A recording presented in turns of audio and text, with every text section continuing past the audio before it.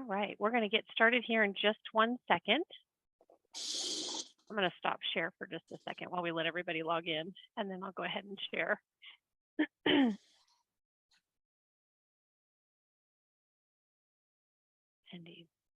Okay, excellent. Oh, it looks like we got a lot of people logging in so far. Everybody's on time today. Perfect lunch break. All right, well, we're going to go ahead and get started. I'm going to share my screen real quick here. Today it is in Philadelphia. I'm going to be running the PowerPoint from here. Anyways, I want to welcome everybody to Webinar Wednesday. We are excited to be back again, as usual on Wednesdays. We're starting a new format. We're going to do a quick little presentation on designing homes to beat high interest rates, a really short story. Ed has a long story on this one. This one he cut down so we could have some discussion. So we're going to follow this 10 to 15 minute presentation with some discussion back and forth. We welcome you. Welcome your questions throughout the webinar. So in the first 10 minutes, we're going to hold all the questions until the end, but after that, please go ahead and ask your questions as they come up. Down at the bottom of your screen, you will see a Q&A bubble. There's two speech bubbles that have a Q&A on the bottom, and you'll click on that to go ahead and ask your questions. I will read them out loud for Ed so that he can go ahead and answer those. If you have any questions on the format or any technical issues, you can reach me directly through the chat bubble. It's a single chat bubble. You can reach, that will reach me directly, and I can help troubleshoot with you in the background. We are recording this, so please feel free to come back again and visit the webinar. We'd be happy to have you back and share with your friends. If you have, with that, I'm actually gonna send it over to Ed to get it kicked off. Thank you, Emma Jane. As we just said, was having technical difficulties, so right now I have Emma Jane run the slideshow for me. Go to the third slide. Where do the buyers go?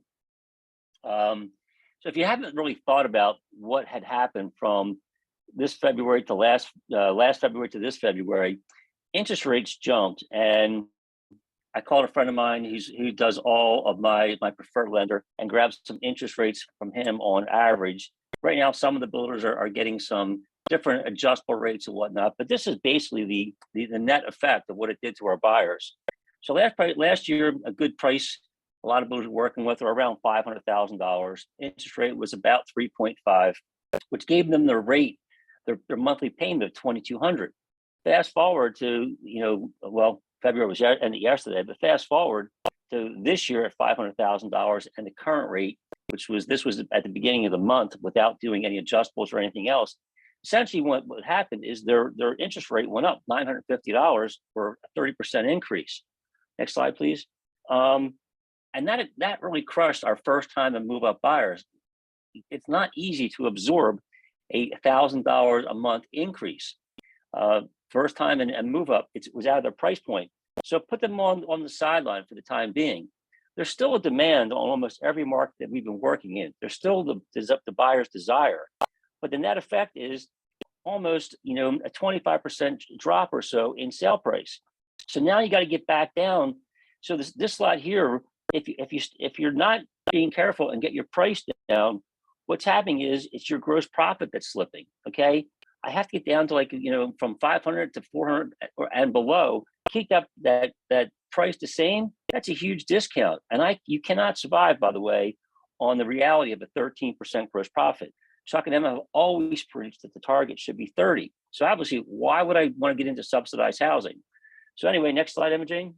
So the reality is I got to get down from 5 to about 375, or give or take. At that point in time, I can get back up to my gross profit and start 30% and start have the sale price and the buyer's monthly payment about the same. So that's the net effect of the reality of what our buyers are now looking at. Next slide, Imogen. So in reality, okay, when I start doing this, what do I need to do? I got to lower my directs, okay? And doing it this way, it's showing me I need to lower my directs almost 25%. 25% is hard. It is real hard to do. There's a couple things I need to do in order to accomplish that. Okay, next slide. And we work with a couple builders doing this. the first thing I got to do immediately when this happened, and if you weren't doing this back in the fall, you waited too long. Before we got started, Chuck and I were talking a little bit, and this is every single time. My first downturn was in 1987. We had another one in the 90s, and little ones here and there. The one that hit between 07 and 08 was pretty drastic, but honestly, it hasn't changed. There's the one thing we have going for us now is there's still demand in most markets. Most markets are still pretty high. So what do we do? Okay, existing product immediately. If you weren't able to get all the stuff in the last 5 years that we've been throwing in these houses out, you waited too long. That should have been October, November, and even back to summer. The next thing is, which it takes a little more effort, is new product.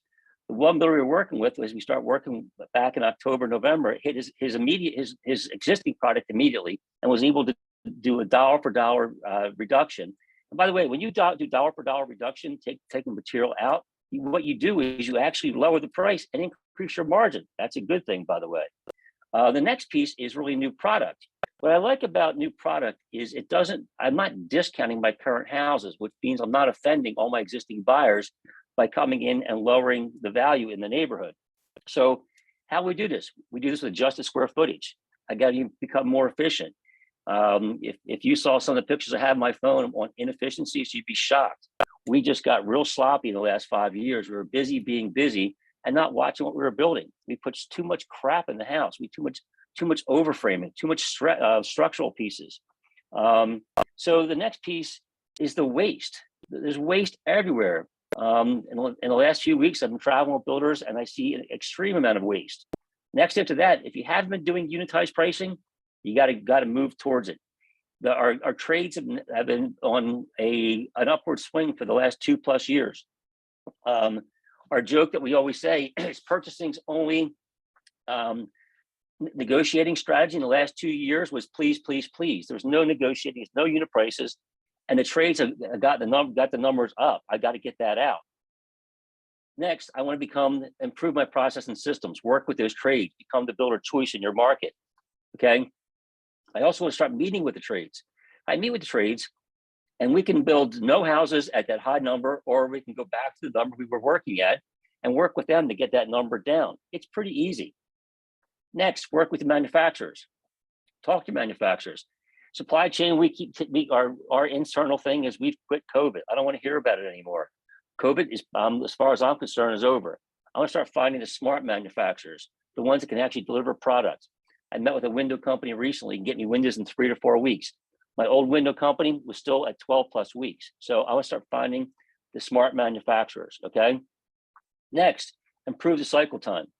Cycle time, all different kinds of ways have been killing us. I mean, soft cycle, time to build a house. I was with the builder a couple of weeks ago that they were still up to 300+ days to build a house. You got to get the excuses out, get those build times down. If I go to a buyer right now and I'm telling them it's going to take me a year to build their house, they have zero desire to get into a contract with me. They want to have an actual real date that's definable. We don't know what's going to happen another year. If I can build their house in 120 days, I got half a shot to get them to actually want to buy with me. Next slide, Emma Jane. Thank you. So this is the reality. We've done this several times. One of my coworkers, Dave Burley, just did this with the builder. And by the way, this isn't his. This is another builder from last year we worked with.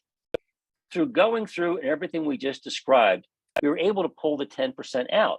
So I can pull 10% out of my existing product. And here's a good example what we did to do this.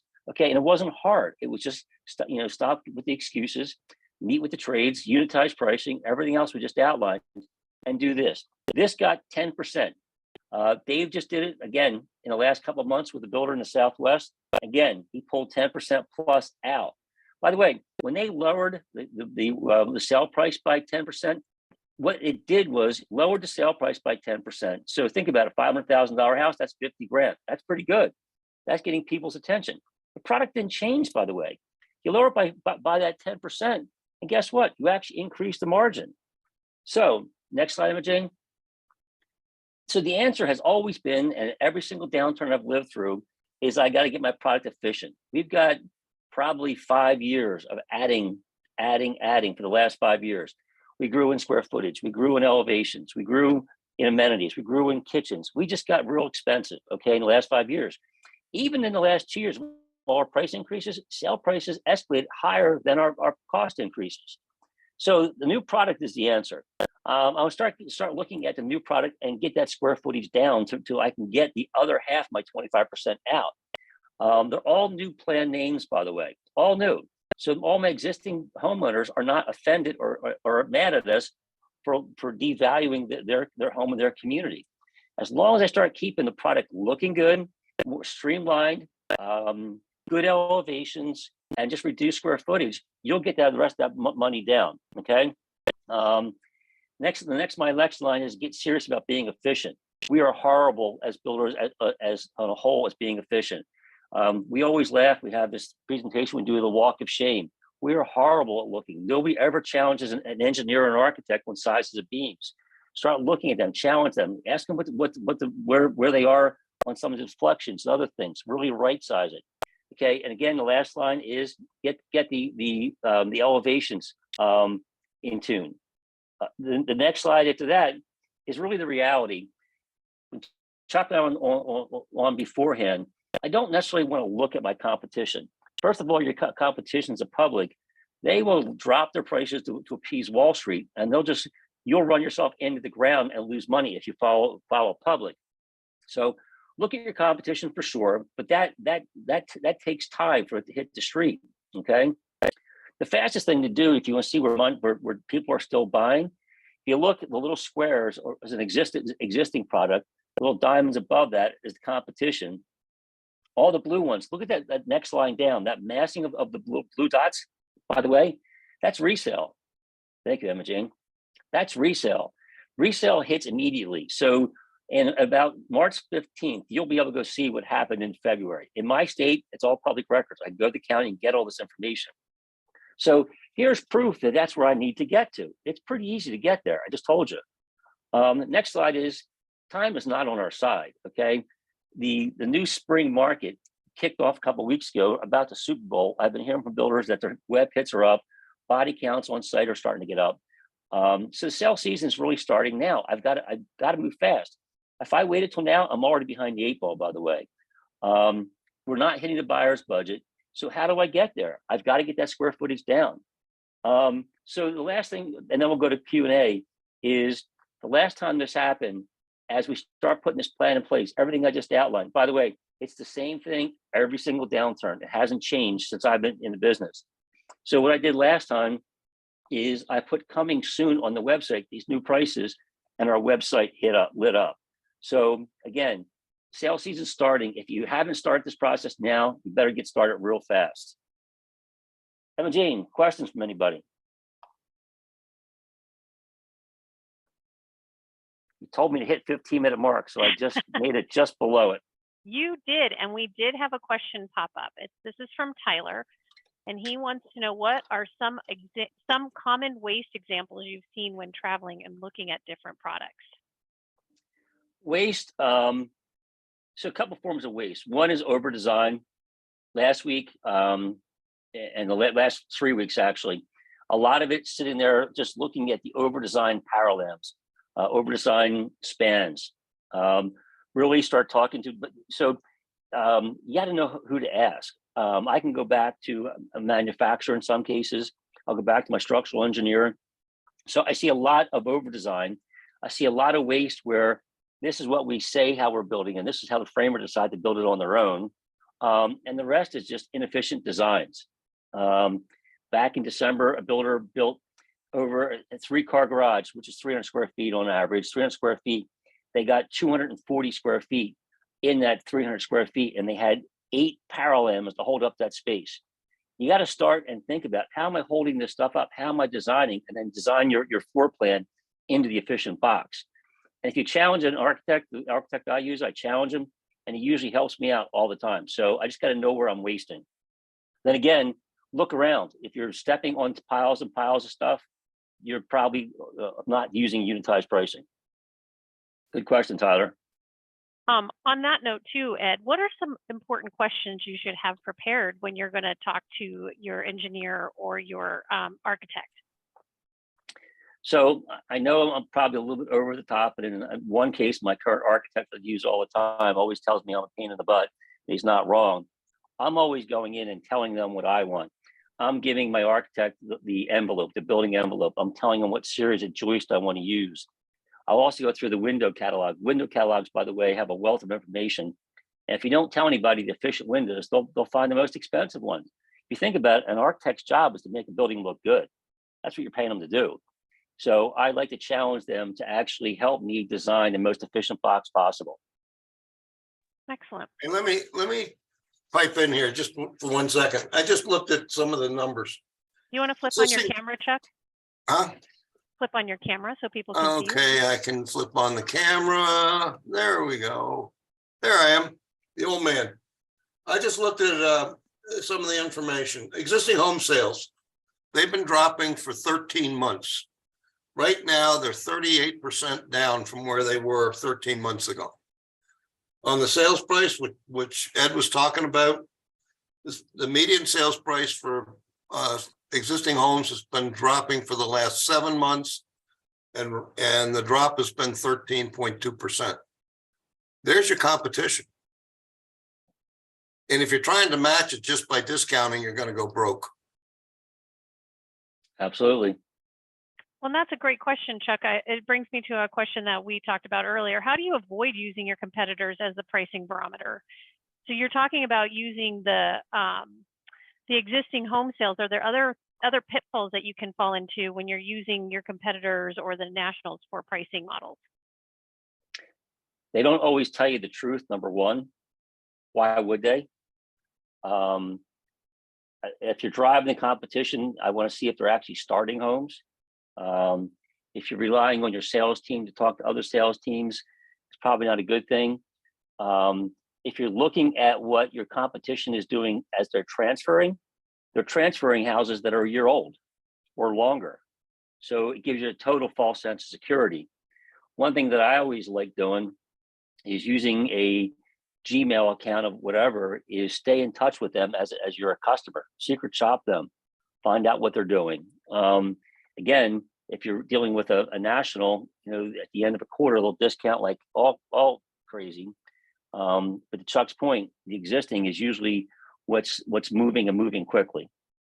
Yeah, and one of the things that the competition is going to do is add more stuff. They got the old product, and what they're going to do is start throwing options and upgrades to add it, trying to entice the customer. But it's affordability that the customer's got a problem with. And they're just digging a deeper hole. Yeah, adding in some cases, especially first time and the first time move up, adding is not necessarily helping them. Okay, well now I've got a kitchen that I don't really want, but I still can't afford the house. So some of the danger, can you list some of the dangers of trying to protect your current pricing? If I don't find a way to get down to where the buyers are, I'm not going to sell houses. A lot of the builders that haven't sold houses in a month or two, it should be all hands on deck to figure out what can I get out of my houses. And then Jane, we were talking about this ahead of time, is about team buy-in. I have to get the whole team to focus on this. If you waited till now and your web hits are way down and your sales are way off so far this year, you got to move quick. You've only got to the end of June, and our traffic's going to die again. So you got to move really fast. So the question on the interest rates are going to 7% already, and we got at least 2 more, probably 3 more Fed actions that's going to raise interest rates further. So we're already above 7. Agreed. My example, I think, was 6.5 or something, and that was at the beginning of the month for the IBS show. But the team's got to buy in, and everybody's got to understand. We got to stop having feelings. They're just numbers. Numbers don't have feelings. You got to get all the stuff out of a house and right size the product and get the new product rolled out. Yeah, and as you do that, my experience has been it takes 3 rounds. The first round of trying to reduce costs in your house, you're just scratching the surface. Second round, you're starting to get into the stuff that you need to work on. third round, you finally start getting what you need to get out of the house to get it competitive. So So let me ask you this real quick before you go on. You're talking about getting a team together. Who are the people that you need on this team to make these decisions and understand how to change your product? Is it ownership? Is it sales? Is it purchasing, estimating? Is it the field? Who do you need on this team to create all the new above. product and understand? What are the benefits of the different team members? All of the above, Emma Jane. The builder I was with back in December, the first person that was pushing back on this was the owner. The owner has this vision that, you know, Chuck and Ed's building company, well, we can't take that out. We got to leave that in. That's, you know, we like that. Well, that's what we like. That's not necessarily what our buyers need. Sales has a great insight of what they're hearing from the buyers. Okay. Not to mention, I should bring the stats to the table. What have we been selling? So I want to have the sales involved and the ownership involved and the operation involved.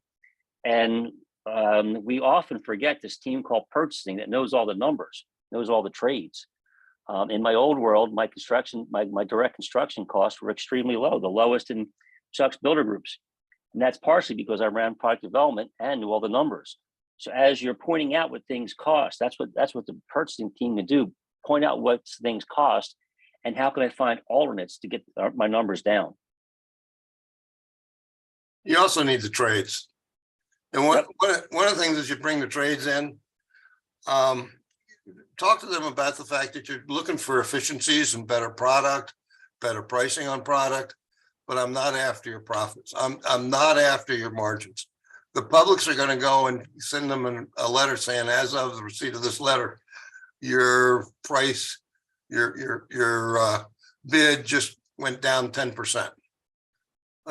That's not very user-friendly when you start talking to the trades. So talking to the trades saying, we all want to stay in business together. We want to build houses. We've got to get efficient in what we're doing. We need for you to help us. But I'm not going to go after your margins. That's not what we're after. We're after efficiency. And I'll give my customer dollar for dollar. You save me $5 on a faucet. I'll take that $5 out of the sales price. So they don't think you're pocketing in the money that you're asking them for. 100% right, Chuck. So Dave Burley just did it with a builder, same exact thing, met with all the trades. I'm not after your profit. I'm looking after for some savings. And one of the things I always tell the trades is we can keep at this number and we'll sell no houses. Or how do we get back to the number we were at last year? And we all got to find ways and work together. So excellent point. Emma Jane, sorry, I cut you off. No, I was just saying this is definitely a team effort. There's not one person that's making these decisions in a vacuum. It's definitely a process that you're going to involve an entire team to have discussions to make the best decisions with the best information. I have a question here from Lee. He says his company, our company's smallest homes are 3 bedrooms, 2 bathrooms. Would you suggest decreasing bedrooms or bathrooms? I don't know your product line. Depending where you are, dropping below 3 in some cases can be pretty drastic. In most cases, there's some other efficiencies. In the last, one of those I was working with kept the 3 bedroom, just made a much more efficient box on the 3 bedroom, but cut down to a 1.5 bath, not a 2.5 bath. I'd be very careful on the bedrooms. I don't know your market, but that going below a 3 can be problematic. Going from a 4 to a 3 with flex space is very doable. And I think one of the examples of what you're talking about is what Dave just got finished doing. He cut what, about 20,000, somewhere around $20,000 to $30,000 out of the house. He was 4 months. 10% of sale price. They had been 4 months with no sales. And after they offered the new product, they sold 4 immediately. Yep. And by the way, once you start doing this, and if you're moving quickly, I was confident with where I was on my existing product. I was confident where I was on my new product. When you start with new product, you should, with all the technology, Dave does this very, really well. He's using PlanSwift to do the estimating as I'm designing. If I can get to that level of pricing, I can actually be bold enough to put that sale price on my website now, like next week, coming soon, and then start selling some pictures. You'll start driving traffic real fast. If you're designing in a vacuum, you're in trouble. So speaking on current product to new product, what are some of the key things that you need to consider when you're transitioning from current product to new product? First of all, I want to know I want to know what's selling in my market. I want to know the elevations are selling. Elevations are still going to drive the sale, by the way. I want to keep as close as I can to my existing product, just make it more efficient.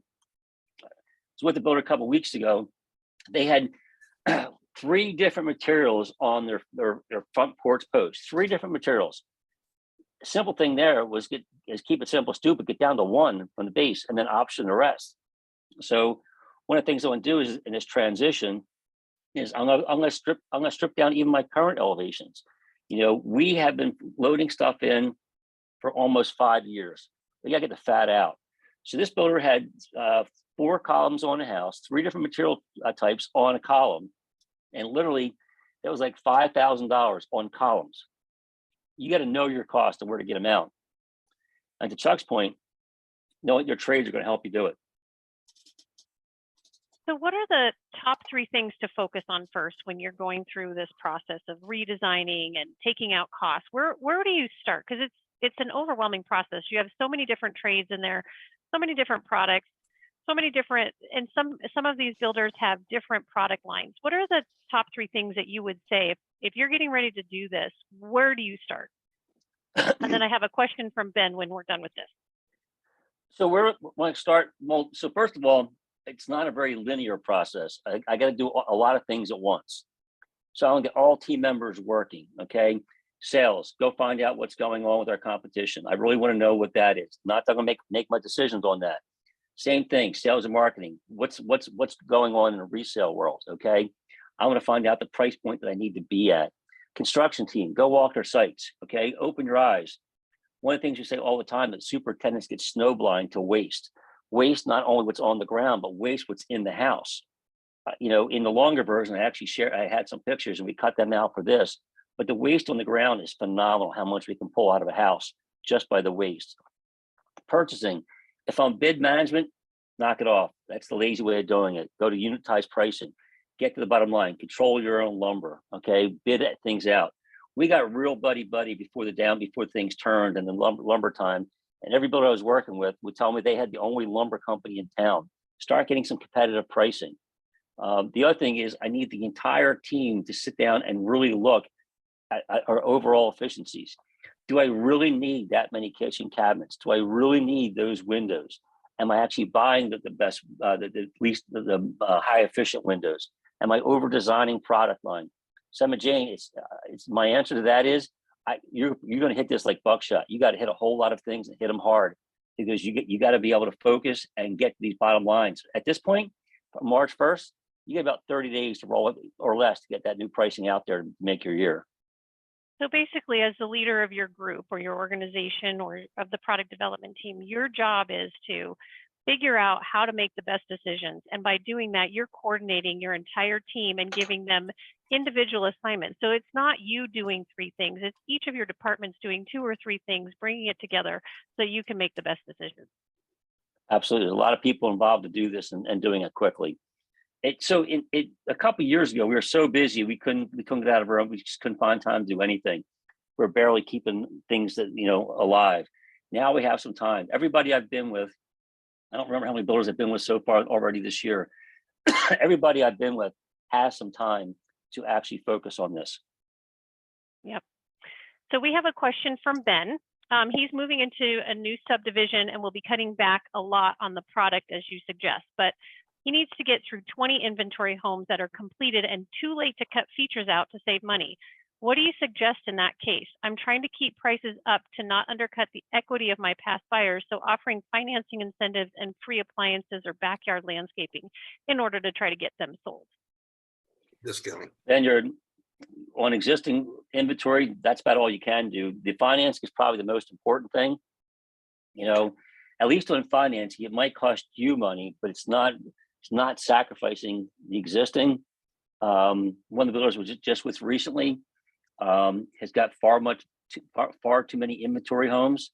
The one thing we talked about, because they can't pull things out right now, so they're kind of stuck. But one of the things we talked about is increase your marketing effort. You just got to market harder. Just find out just more, sales and marketing effort, and probably sweeten the financing deals is probably your best bet to get rid of those. And to Chuck's point, with more coming, get rid of them now. Don't wait. Well, and I know that you guys talked about a way to kind of make those sound really good is, and you did this with some of your product with your builder down in the Southwest, where you advertised or accentuated the fact that it had options in it that were no longer available. So you kind of enhanced the home by saying these things were included in the pricing, right? Am I understanding that correctly from that? So it makes it look better than it. So in some cases, well, that particular builder have been adding literally for the last 5 years, too much class, too much everything. And then we took stuff out. And by the way, they were still better than the competition. That's how much they had loaded in it. The builder I was with, I don't know, 3 or 4 weeks ago, didn't have a whole lot. They were already building highly efficient framed houses. A lot of theirs was coming from working with the trades. And when I worked with them last spring, they were 180 days to build a house. They're back down to 90. So the speed is also the other thing to start thinking about. The buyers have a lot more confidence, to Chuck's point. If you're going to take 180 or 200 days to build a house, what's going to happen at the end of 200 days? They're scared to death of that. Mm-hmm. Ben, I don't know if that answered your question. Standing inventory is tough. Hard market, work with the banks to get the best rates, and push hard. Push your sales team hard too. I don't have any additional questions at this time. Chuck, do you have any other questions you want to ask Ed? Well, I think one of the things that on Ben's situation, if I've got specs in the market, what I've done is taken stuff out of the houses that I'm now offering as my new product. I like the fact that we changed the name, changed the elevation, but if we don't have that capability, take the stuff that you took out of the houses and put it in your design center. And then you refer to the spec houses that you have for sale, that it includes these options, and you can actually put a sheet in each one of those spec houses saying base house, included options, and go through the options so that they're not comparable. What you're looking at is, this is the product, base product. This is a spec house, and in the spec house, we've included these options in that spec. That eliminates the problem of where you just cut the price, or you just made the house not comparable because you took all this stuff out of the house. Well, you had it in a model or in a spec, but you don't have it in the houses that you're offering now at the new price. So Chuck, to add to that, but I was with a couple of weeks ago, the specs that I walked, they were okay. They weren't showroom, they weren't model. What we talked about there is, I don't take it to CO and let it sit needing a final clean. I want that showroom ready. You mentioned a little in the beginning is, I want a sign as you walk in, all the things that are now optional in that house. They are standard in that house. Now, to Chuck's point, you're making them optional. So make sure your spec program, this particular builder spec program was, the builder got his bonus at CO. It's not CO. I want that thing inspected and spotless, because it's really showtime now. And just make sure your sales team are showing that house as much as they possibly can. Well, there's something to be said about things being free, so to speak, because it was part of the original package and it being now included. The idea of it being included adds extra value than if it's just free, because that was part of the house originally. It gives it a different connotation. We do have a question here from Brad. They build approximately 30 homes a year in various locations. When doing specs, we have started building 2 to 3 at once next to each other. where trades can move from one house to the next without moving equipment, etc. Should I be getting a discounted rate from trades for this, and what is it worth? Yes. There's no, I don't know what mark you're at, but in my market, if I'm doing that, my foundation guy will absolutely give me a discount because I'm hauling those metal panels through the full foundation walls. Framer, the same thing. So to your point, 30 homes a year, you're big enough to still meet with your trades and say, listen, help me out. I want to build 30 homes in 2023. At this rate, I don't want to build 15. Help me find ways to get more efficient so we can still do 30 homes together. That's the negotiating strategy. And you'd be surprised how many trades respond to that. Speaking on that, what are some of the things that you should be considering when you are working with the trades to find savings? We talked about having the trades involved and finding ways to reduce costs, but what are some of the things that are hidden, like this example, that you can use to help reduce the costs from the trades and become a builder of choice? So a couple of things. To MJ's first point is, how can they help me reduce direct construction cost? What are we putting in? We got about 35 trades per house. If I only ask them for $100, they'll find $100. So raise the bar, not $100, and go to $500. So a lot of that is really talking with them, starting out from ground up. Okay. The next thing is you talk about the builder choice. How can you make things easier for them? And the previous example is, I'm going to build these houses, go out on a limb, build these houses, in sequence, in locations to make it easier for you. Can you share that benefit with me? Up until last year, the only negotiating strategy we had for dollar or manpower was please, please, please. That's no longer the case. So think about how you can go back to your trades and try to get them to buy in to helping me. Again, there's about 35 trades. All of them know what it is. Okay, so go hit them up. Yeah, and all the trades know where you're inefficient and know where you're using the wrong product. Just talk to them. Yep. They'll come back to you and say, well, if you would change, and I had this happen to me when I was a builder. I was talking to my plumber, and he says, well, if you change from this manufacturer to this manufacturer, I'll save you $5 a faucet. First off, it simplifies the warranty because I won't have a warranty on the product that I'm recommending. Plus, it's a less expensive faucet. Well, count the number of faucets you have in every one of your houses, and you got $5 just because you stopped and said hello in one of the houses. I mean, it isn't that hard to actually talk to the trades if you are partnering, and you can give them a number. You can say, I got to get out of the plumbing.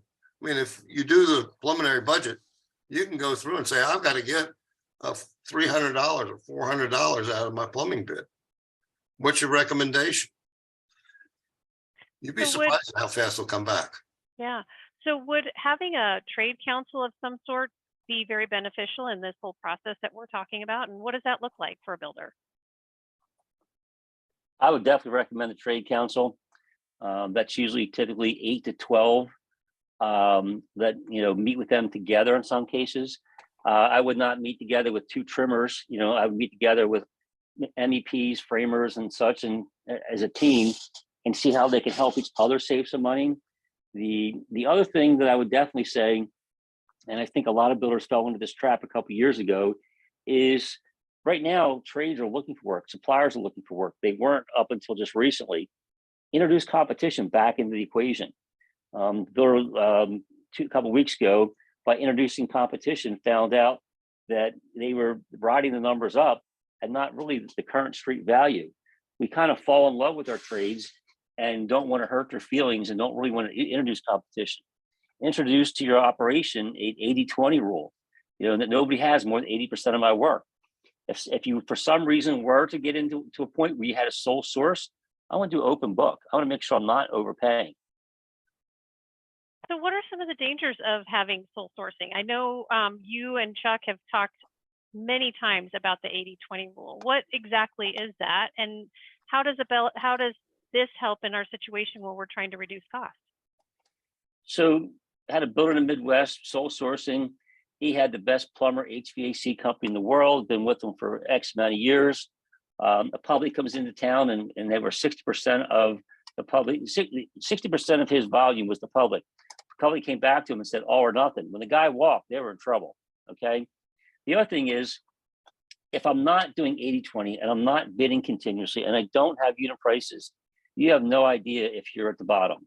So when Dave worked with a builder in the Southwest, introduced 80-20, introduced unitized pricing, literally in 4 months, dropped the numbers and rebuilt the system too, by the way.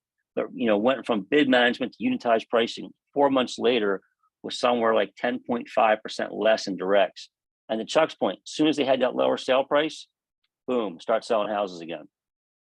Now, is there a fine point about going out and getting bidding? I know you guys have talked before about it's time to go out and get bidding, but is there too much? Can you do too much bidding, sending out things too much to bid?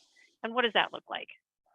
Well, first of all, I'll start out with, if you just send a bid out to a company and get a number in and don't really work it or aren't willing to give that work away anyway, you're sport bidding. All sport bidding does is raise the bar, and you don't know the bar is raised because they just gave you the mail-in number. They gave you a retail, I don't care if the builder never gives away work. I had a hard rule that I wanted at least 3 bids. Lumber, in some cases, in my market, I could have up to 5 bidders if I wanted to. But I want to actually get down to, I want to bid people I'm really willing to give work away to. If I bid, okay, and I'm not willing to give the work away, I artificially raised it. And then, by the way, those people don't want to give you a serious bid next time. They just give you the mail-it-in number. They give you retail. Excellent. So that doesn't help you become a builder of choice, I'm sure. It does not. And by the way, when lumber hit, every single builder that was sole source, you were riding the coattails of how good or bad that lumber company was, which, by the way, is a bad thing, real bad. So we're coming down to the last 15 minutes of our time here. And if anybody else has any questions, please feel free to ask them.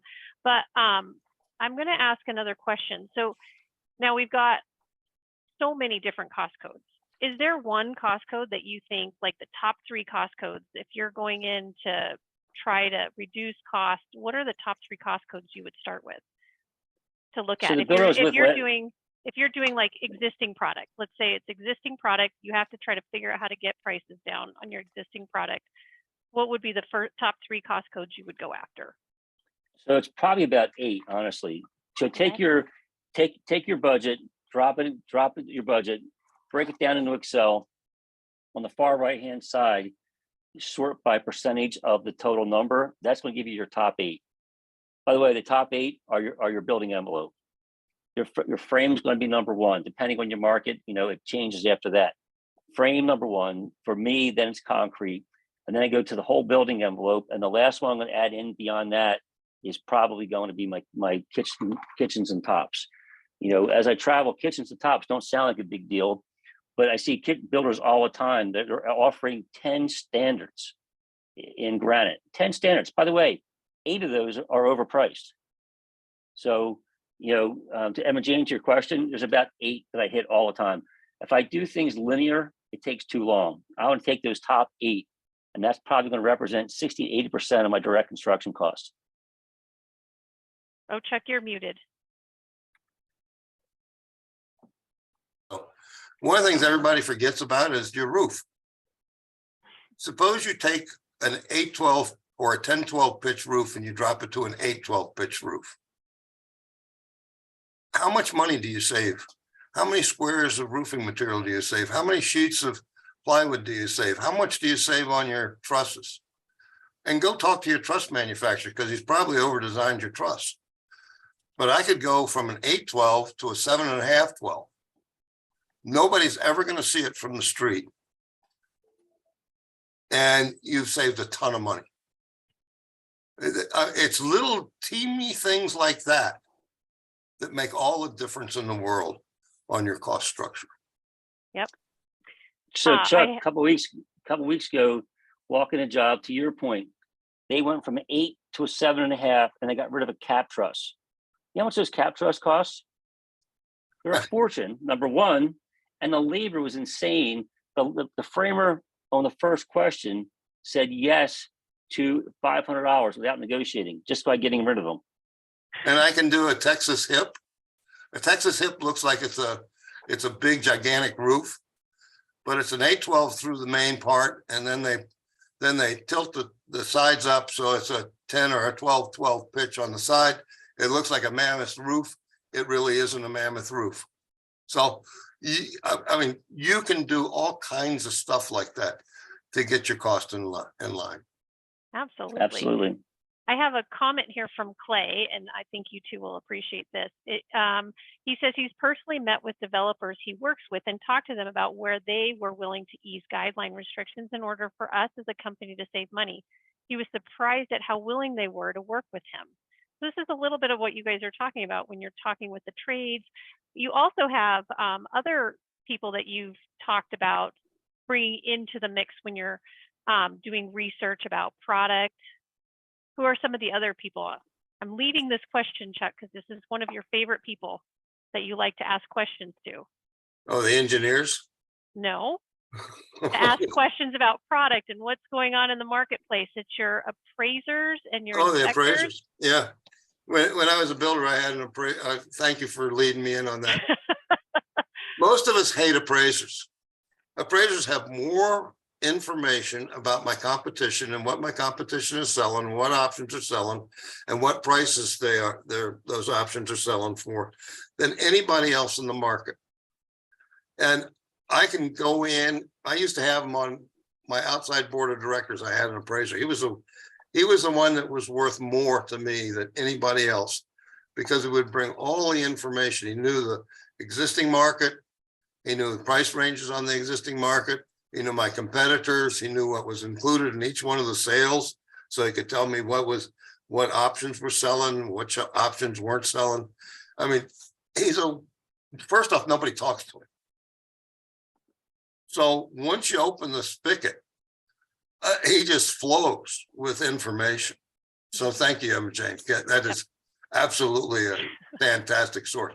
But when I talked about the engineers, you got to talk to the engineers because they're over designing your product, and they dog ear the same page and their span tables, and you got to get them to think out of the box on different varieties of material, different sizes of material, and so forth.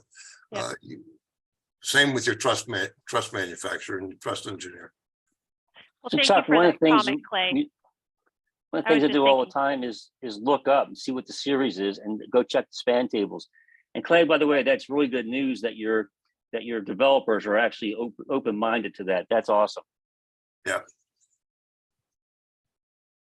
All right. If this thing goes south, they'll be much more open in the future too. Normally land pricing is towards the end of the cycle. Well, we don't have any more questions. Do you guys have any more thoughts you would like to share this morning lunch hour for us in Colorado? And on the West Coast, it's still late. It's snack time for you guys on the Central Time Zone, and East Coast, you guys are actually having your little lunch. So any other comments to finish up the lunch hour? I would say speed. Don't wait. Oh, yeah. I was going to make absolutely. a comment about cycle time because we've talked about all of the product, but real quick, talk about the benefit of really looking at improving their cycle time. And you've met with a client recently where they had what, 200 days in their cycle time and dropped it down to about 120 by really focusing on what they're doing, their processes and procedures. They were 180 to 220. Now they're banging back on the door in 90 days.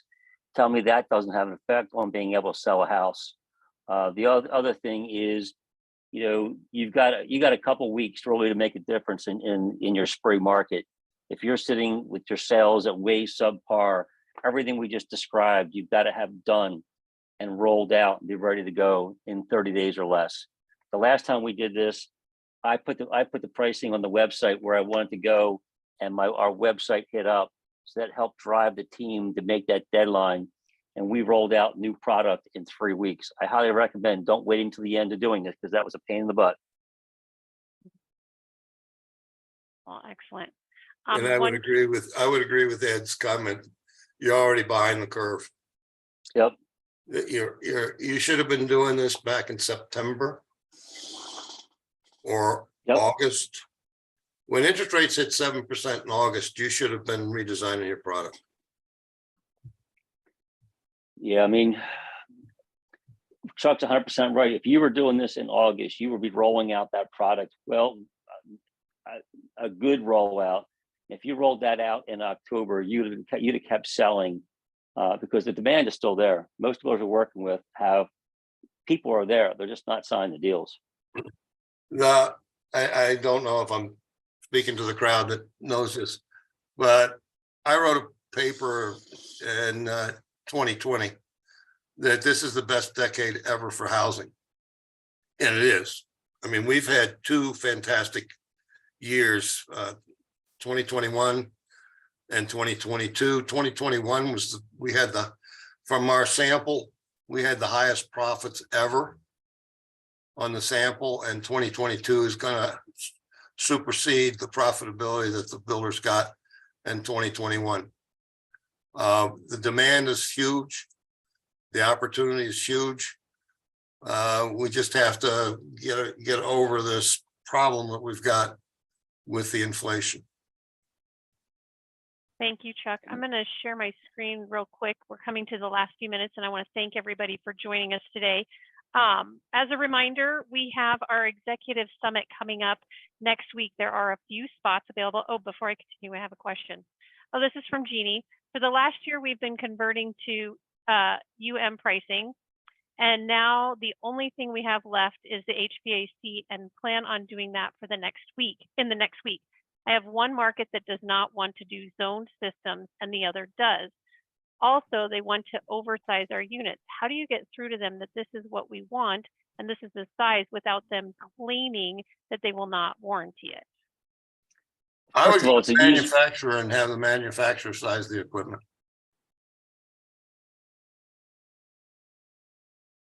Ed, I'm sorry, I stepped on your toes. No, you're right on par. Is like, first of all, it's against codes to oversize it. They don't work properly when you oversize it. Manufacturers are usually a good resource.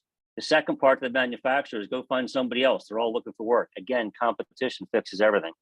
Mm-hmm. Stop falling in love with your trades. Thank you for your question, Jeannie.